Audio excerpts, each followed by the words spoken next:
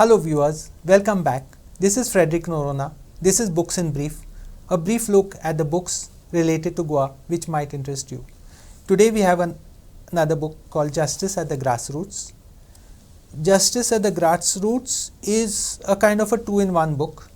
At one level it's a tribute to Antonio Francisco Fernandez. Antonio Francisco Fernandez was a leader of the Gauda community and an activist whom some of us would have known in the 80s and the 90s.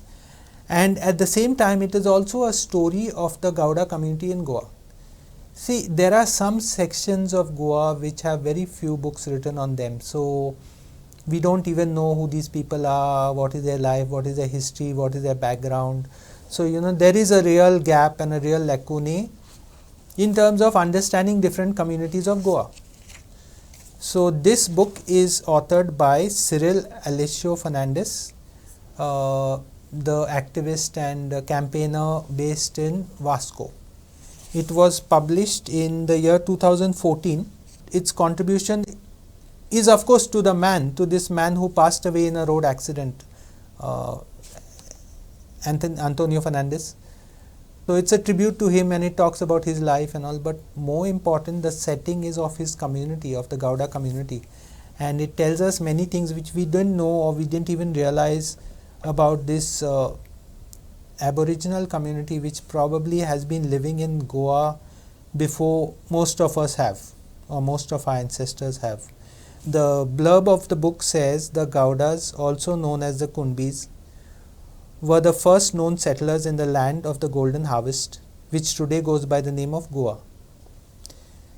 And later settlers took advantage of this peaceful community, usurping their land and refashioning their deities. And then it keeps telling you about their story and their culture, their music, their dance. There's an interesting section of photographs in the middle of the book, which looks at, for instance,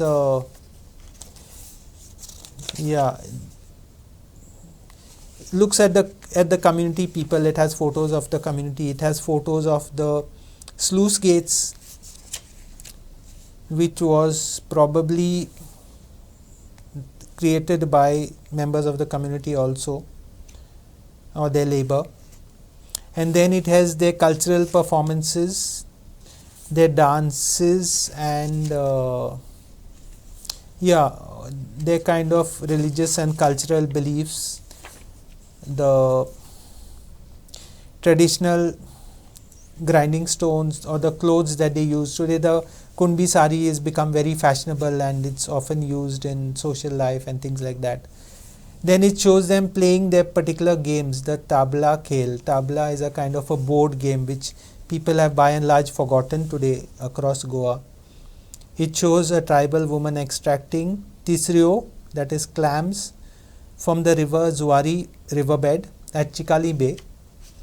And then it shows the Gauda Mand, which is a central place where all tribal customs and life was governed from.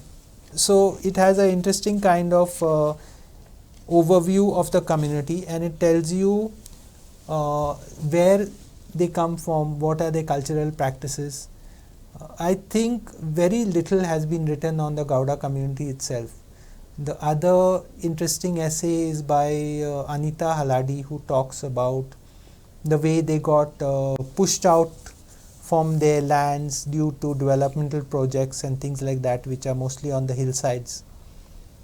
Apart from that, there may be one or two technical studies, but not enough has been done to represent this community and these people in the written word in Goa.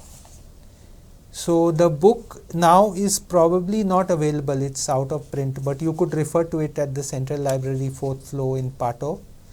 And it has a large number of small chapters which deal with the tribal communities of Goa and also focus on the person whom we mentioned, Antonio Francis Fernandez, and his campaign for tribal empowerment and